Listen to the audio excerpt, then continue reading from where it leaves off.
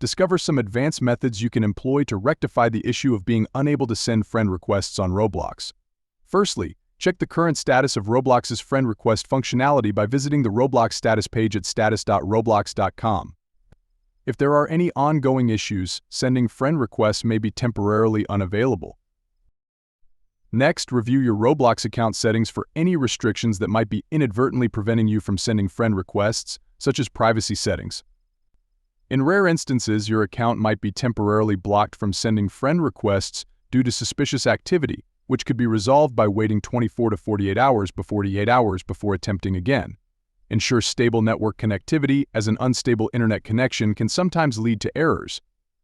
Try restarting your router or modem, or switch to a different network if possible, to troubleshoot the issue. If none of the above solutions prove effective, consider reporting the bug directly to Roblox for further assistance. Additionally, if you know the username of the user you wish to add, you may be able to search for them directly and send a friend request from their profile page, depending on their privacy settings. Some games also allow adding friends directly within the game interface, depending on the game's features.